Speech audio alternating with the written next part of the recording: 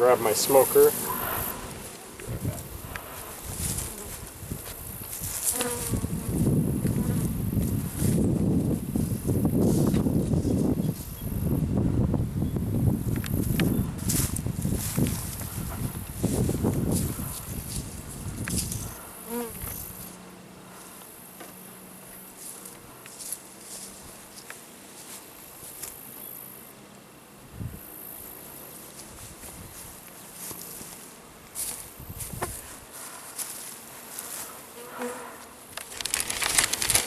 So I like the smoker to keep the bees calm. Bees communicate through pheromones, through smells. So I want to cover up what's called their alarm pheromone, and that'll keep them nice and calm while I work the beehive. When I start knocking on the hive and start opening up the lid, that's gonna disturb them. So the bees at the top of the hive are gonna release a pheromone called the alarm pheromone, and that starts to get all the guard bees at the entrance of the hive out looking to sting. So this covers up that alarm pheromone. It's also a familiar smell, so if I'm working the hive every time and I'm using the same smoker fuel and I'm consistent in how I apply the smoke, then, and I'm also consistently gentle when I'm working in the hive, I feel like they really start to get used to me, and they know when I come and I have this familiar smell, then I'm not a threat.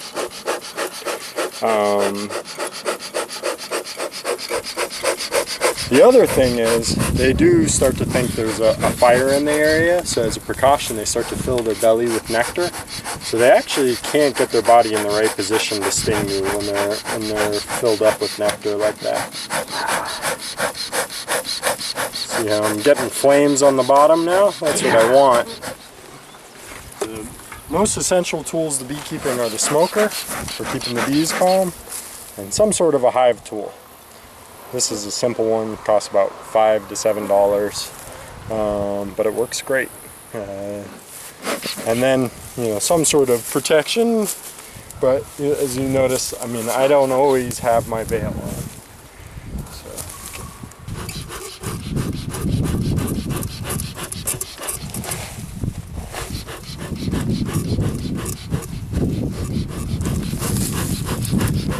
And then I also have an upper entrance under this lid, so I'll just blow a little smoke under there.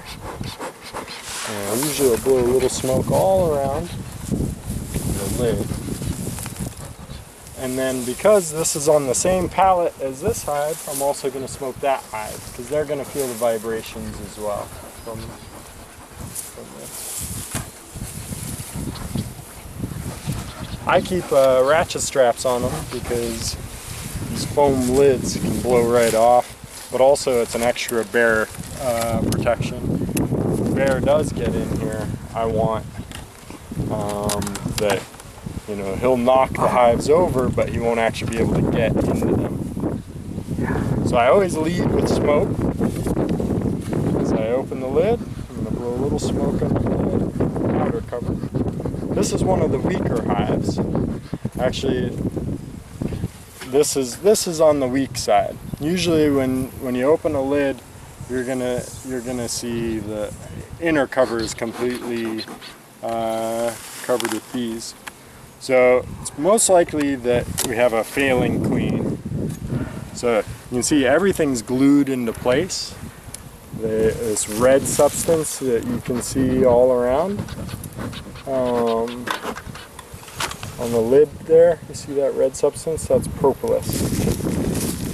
So the bees collect tree resin and they use it as their glue. You can see some there too. They use it as their glue, and they also use it as their basically their natural antibiotic. So they'll, let's say if a mouse got in the hive, the bees would actually go and sting it to death and then mummify it in propolis. It'll keep it totally antiseptic.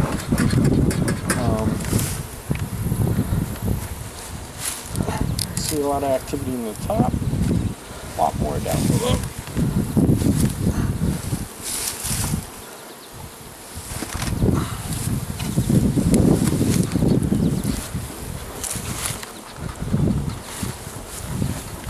So just looking from the outside, I would think that this hive has got a failing queen. So we'll go looking for the queen and we'll go looking for the brood. You see how all the frames are pushed nice and tight together, and they're separated by this shoulder in between them. That creates what we call bee space. That's 3/8 of an inch. Dr. Lorenzo Langstroth, Reverend Lorenzo Langstroth from Philadelphia, discovered or observed that that was the amount of space that bees needed to work between the comb. So he designed the hive to have little spacers inside to have them keep all of their comb inside of a removable frame. And that became our first removable frame hive, or removable comb hive, which really kind of revolutionized beekeeping in the 1800s. So I'm gonna push all the frames over first so that I can open up that bee space and pull out the frame. I'm real careful to not, as much as possible, not squish bees. It happens sometimes, but you want to avoid it because then they release that alarm pheromone again. So, what do we see here? On the outside, see all this here, this capped wax? That's honey. This is their stored honey here. Inside of that you can see liquid nectar, more towards the middle. So that hasn't dehydrated enough. So they go and they collect nectar from the flowers, and they add an enzyme to it called invertase, and that starts converting the complex sugars into more simple sugars. And then they regurgitate it and pack it in the cells, and then they stand over it and they fan it with their wings to dehydrate it. So it'll go from up to 40, 50, 60% water content all the way down to 17% water content.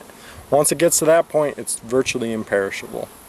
They found honey in King Tut's tomb that was still edible. So what the bees are doing is basically dehydrating it and then canning it for the winter time. That's why they cap it off with beeswax.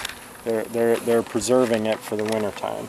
Once it's entombed in the wax, once it's capped with the wax, there's no way that it'll ever go bad.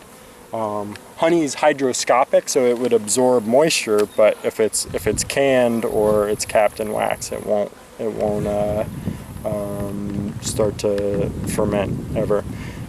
They make, here, I can show you on this bee where they make the wax. If you look on her underbelly, you can see 8 scales, 4 on either side, right on the bottom there. Those are the wax glands. So every one of those little scales excretes a little bit of wax. And then the bees pass it up to their mandibles, and they chew it up in their mandibles, and then they regurgitate, or then they build the perfectly hexagonal comb you see inside the hive. I get them started with a little bit of foundation, a sheet of foundation, just to keep everything nice and straight. So this is plastic Pureco foundation, and they build the wax out from that. So this is what it looks like when you start a frame, and then they're slowly building out the comb. A little too slowly with this hive. I have one lone larvae that's about to pupate. See that right there? Just below my finger. That's a pre-pupa. So that's 5 to 6 days old. And probably today it'll cap. Actually, it's more like 8 days because the queen lays an egg. It's an egg for 3 days. Then that egg hatches out, and then 5 to 6 days later, it'll pupate. And that's when the metamorphosis happens inside the pupa. I want to make sure I put everything back the same way I pull it out. See how I work nice and gentle. I keep an even pace. I try and not jostle things too much. That one hasn't been drawn out yet.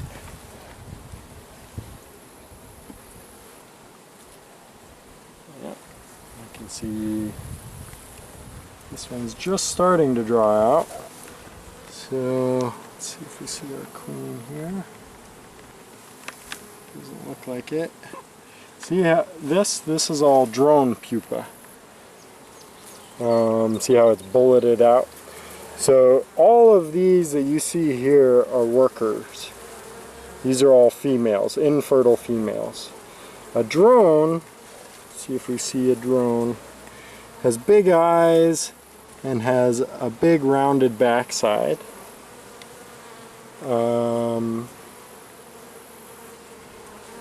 Because his only purpose is to go out and inseminate other queens.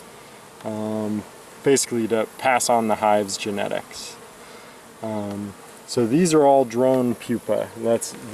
They're bulleted out a little bit because the drones are bigger than the workers. This one here is special. See how that cell is pointing down instead of out? That's a queen cell. So that's a sign to everybody else if there's an egg in there or a larvae in there, which this one has an egg, then that'll be a queen. So they start feeding royal jelly to that larvae when these eggs hatch out. So that royal jelly is a mandibular secretion that actually speeds up the development process of the queen. And the queen's fed royal jelly her entire lifetime. So the royal jelly is what makes her into a fertile female, as opposed to the worker bees, which are all infertile females. They don't have the capacity to lay fertilized eggs. So this tells me that either this is a queen that is failing, she's not, her fecundity's run out, so after mating, she holds all the sperm from the drones in her spermatheca gland, and it seems that that's running out. So she's failing. Or there is no queen, and one of these infertile worker bees has started laying infertile eggs. Yep, I don't see any queen here. There's a drone. So you can see a drone versus a worker bee. See, he's got those big eyes. See how much bigger he is? He's got that rounded backside. His eyes almost look like a motorcycle helmet. That's to see the queen while flying on her nuptial flight. The drones basically go out every day and congregate in what's called a drone congregation area, DCA. So drones from different hives are mixing together basically in a cloud of bees, 30, 40 feet up in the air. And then a queen is drawn to that smell. A virgin queen is drawn to the smell of all those drones. And she'll fly through them and mate. The fastest and the strongest of the drones will mate with her mid-flight. And that's where she gets all of her fecundity, all the sperm. And she'll mate with multiple drones. She'll go back to the hive a couple times, and then go back to mate again. She'll mate with, I believe, up to 20 or 30 different drones. and then she's done. She'll never go on another nuptial flight again. She's done mating. She's got a longer abdomen, and also her thorax is a little bit, her middle section is a little shinier, doesn't have the fuzz that a worker bee does. And her legs are a little bit thicker. Okay, so that's a good example of what you don't want to see. Let's go find something that you do want to see. All this white flower you see that's up, the weeds, well, what you would call weeds, it's aster, and the bees love it. They go crazy for it. And then goldenrod's just about to bloom. A lot of the things that most of us would consider weeds make great honey. Purple loosestrife, Japanese knotweed, which is blooming right now. So notice the difference between that from that last one. When we opened the last one, the amount of activity in this hive versus that one. This is what we should see.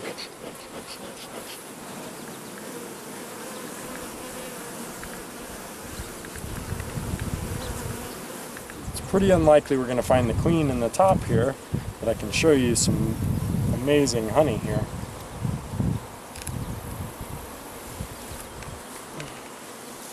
This is, I can already tell this is going to be a good honey producer. That's what we want to see.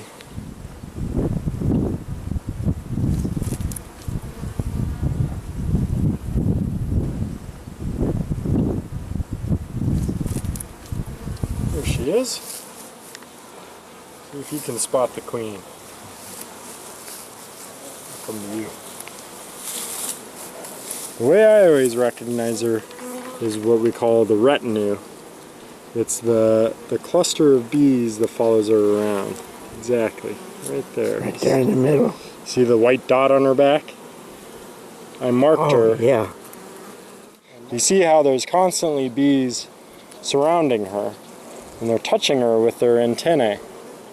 And they're picking up what's called queen substance. That's her pheromone. That's her smell.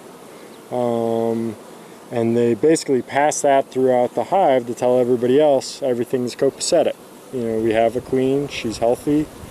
It's their way of communicating that everything's good.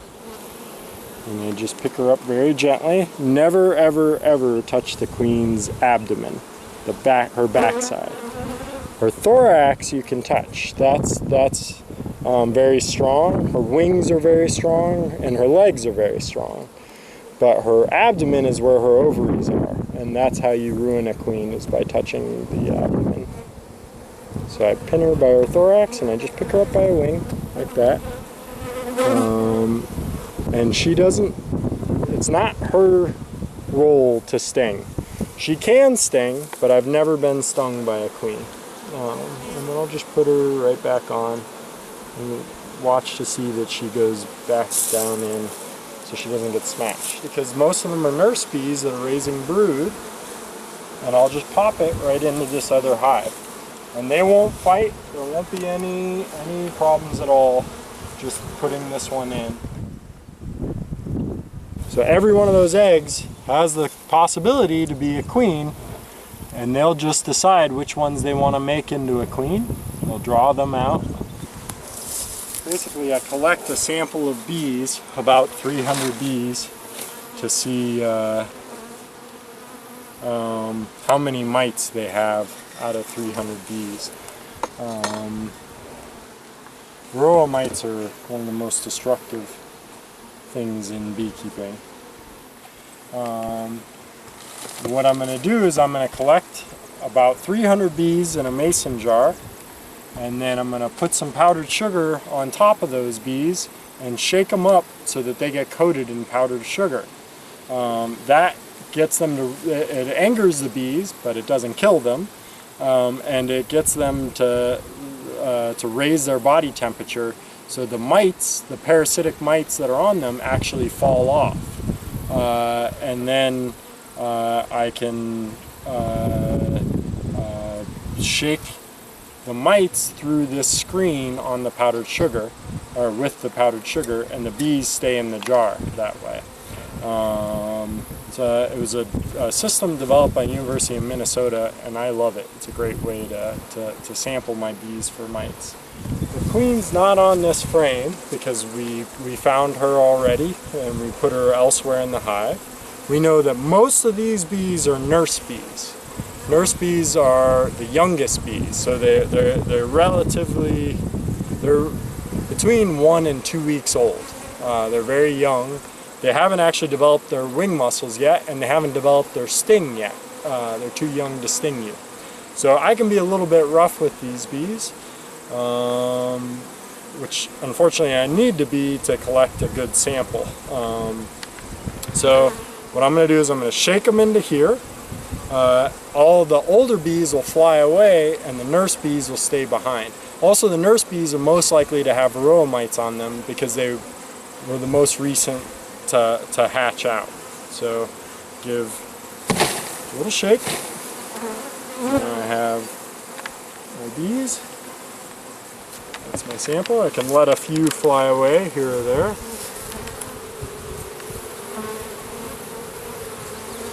Now I got to measure half a cup of bees, which is this line here. So half a cup of bees is roughly about 300 bees. And like I said, these are nurse bees, so they're not going to fly, and they really won't sting either. I can pour them right into my hand and they won't sting me. Because they're too young to sting. They don't have a sting yet. So now I can pour them in, and then I shake it up just to make sure I have the right amount, which that's too much. I don't want that many. So I'll shake a few out.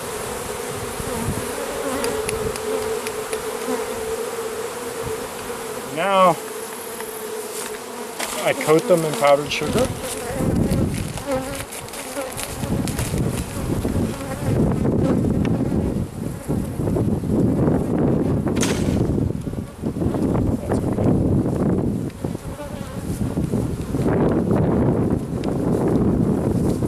And this is how, and basically the powdered sugar is fine enough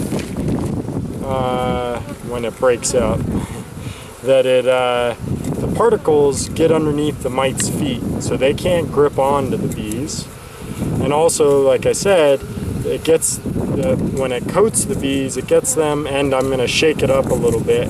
That gets them to raise their body temperature, and the mites don't want to hold on anymore as well. So that gets them to let go. And we want to see that they're all good and coated.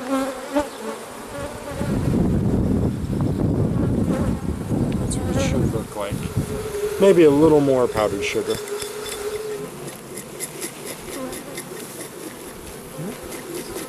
Get my finger a little wet.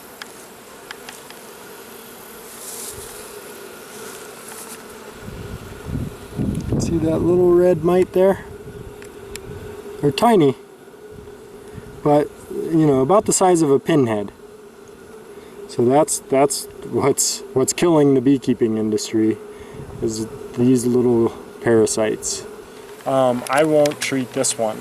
If it were April and I had 4 mites, I would treat, because the mites build up over the year. Usually in the spring you have very few mites. In the fall you tend to have more. So 4 is not a bad number for this time of year.